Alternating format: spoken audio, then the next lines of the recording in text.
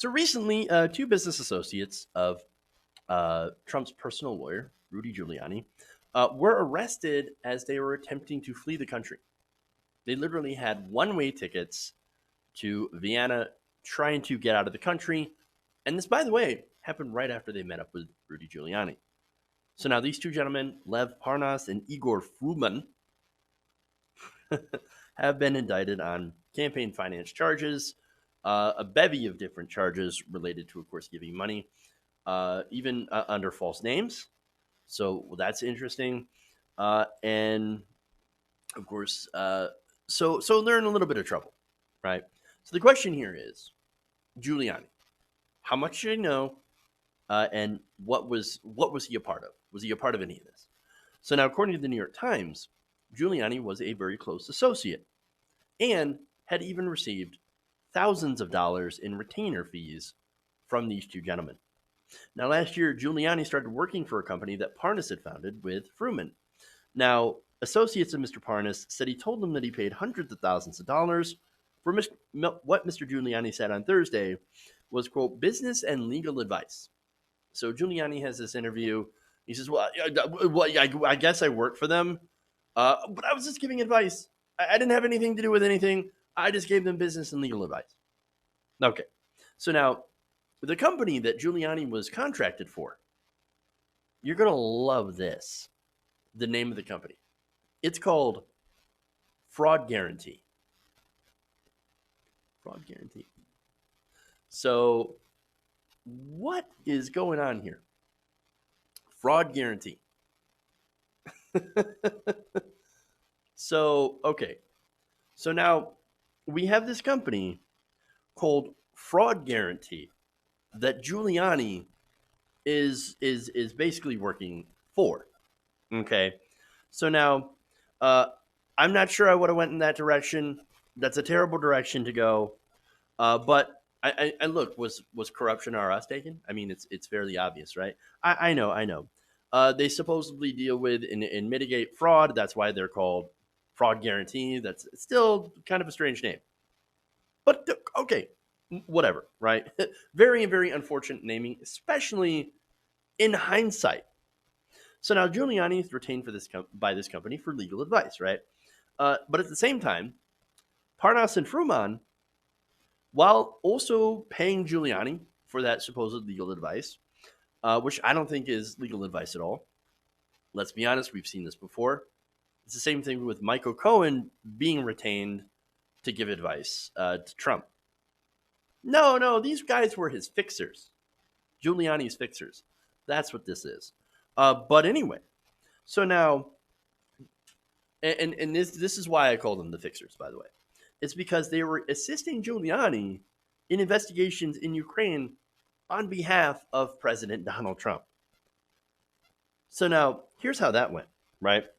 So Mr. Giuliani, according to the New York Times, dispatched Mr. Parnas and Fruman to Kiev, the Ukrainian capital, where despite fending off creditors at home because these two are incredibly inept businessmen, so they ended up having a lot of personal and business debt from their different ventures, right?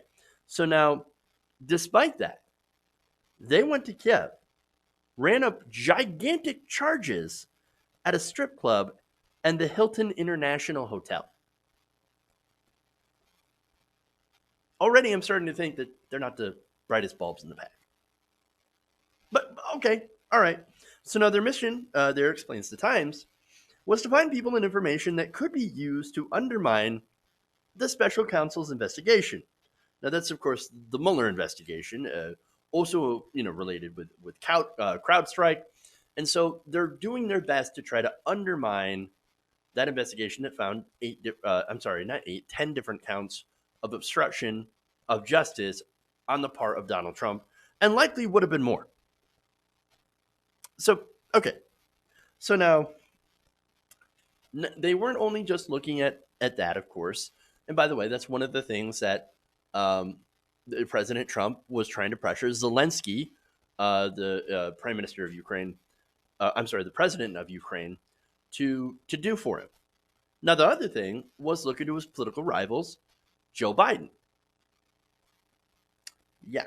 So now, That's okay. So that's what they're doing, right? We know Giuliani was doing that, and we know these two were assisting Giuliani as well. Now, over the past year, the two men connected Mr. Giuliani with Ukrainians because they are, of course, Soviet born. So, they're from that area, who were willing to participate in efforts to push a largely unsubstantiated narrative about the Bidens, of course, your corruption, right? So now, okay, so the two met regularly with Mr. Giuliani, often at the Trump International Hotel in Washington. Now, they also played a key role in the campaign by pro Trump forces to press for the removal of a United States ambassador to Ukraine on the grounds that she had not shown sufficient loyalty to the president as he pursued his agenda in Ukraine. And again, that agenda includes digging up dirt on the Bidens, as well as Elizabeth Warren. So she's also mentioned here, right? Oh, but no, this only has to do with corruption in Ukraine. There's so much Ukrainian corruption. In fact, but there's no Ukrainians mentioned in this so-called corruption. And by the way, it is corruption. There is corruption when it comes to the Bidens, but it is unfortunately systemic corruption and not personal corruption, which is what, of course, Donald Trump and Giuliani are employing, right? So now, okay.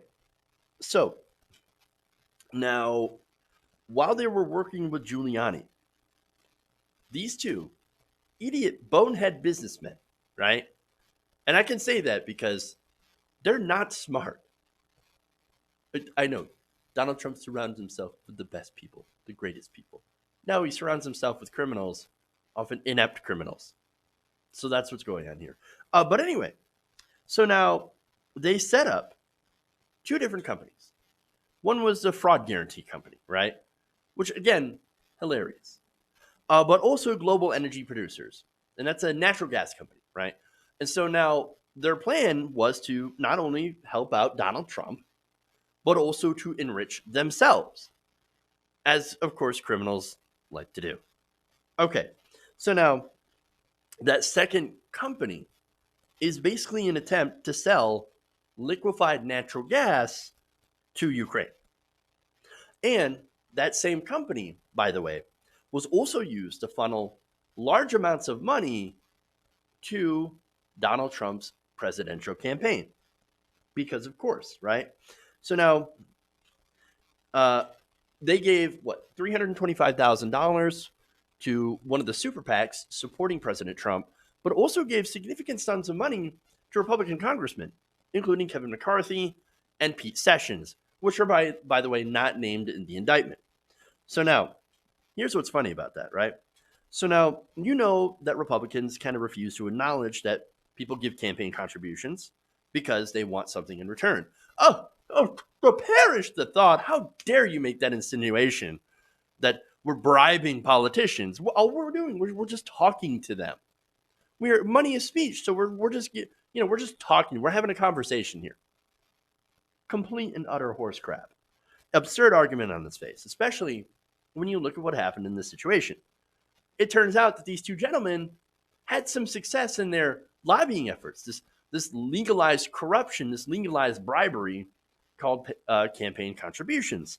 According to the indictment, after making substantial campaign donations to Pete Sessions, Mr. Parnas asked him for help last year in pressing the Trump administration to remove the United States ambassador to Ukraine, Mary L. Yovanovitch.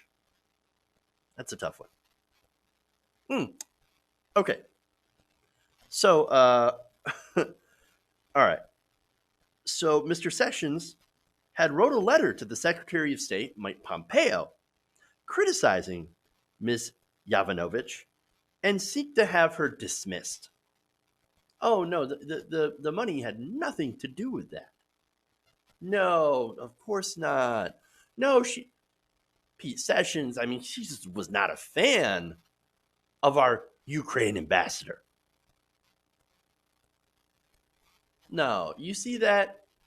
You give a politician a boatload of money, and they do whatever you want. Oh, you want to get rid of an ambassador? Oh, you don't like this certain ambassador to the Ukraine? Or are they not getting along and being sufficiently loyal enough to Donald Trump? Okay, let me just write a letter saying that, yes, we should totally get rid of Miss Yanovovich. I probably said that name. That's a tough one, man. Um, so now, again, this ambassador not in favor of servicing Donald Trump. Now, Mr. Parnas had told associates that the ambassador was not open to his proposals related to the lucrative gas business in Ukraine, again, personal corruption, where Mr. Parnas pitched a natural gas deal to the chief executive of Naftagaz, as the New York Times reported last month. So, again, that's part of the global energy company that they created in order to sell Ukraine liquefied natural gas. That is something, of course, that certain American businessmen or Ukrainian born businessmen really want to do. Because right now they get a lot of their energy from Russia. The West would really, really love to start selling them natural gas. And so that's what's going on here. So now, afterwards, Miss Yovanovitch had also come under fire from a Ukrainian prosecutor, Yuri Lutsenko. Now, Yuri Lutsenko just happened to be connected to Mr. Giuliani by Mr. Parnas and Mr. Fruman, and played a key role in Giuliani's efforts to promote investigations into Mr. Trump's rivals. It's all connected.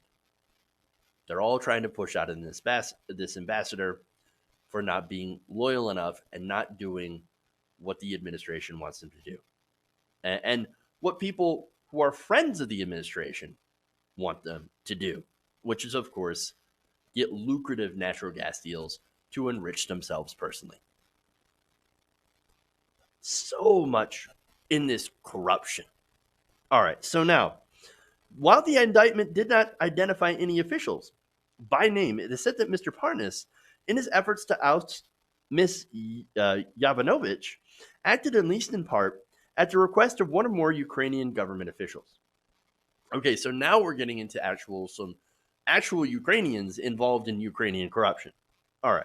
So now we also know, because she testified earlier today, that Trump had pressured the State Department to fire her as well. So that tells me that Donald Trump knew what was going on, because Giuliani knew what was going on. And he said, hey, look, man, the ambassador is not playing ball with our friends, Mr. Parnas. And so, look, why don't we get rid of her and put someone in who's going to play ball, who's going to basically help out our common interests?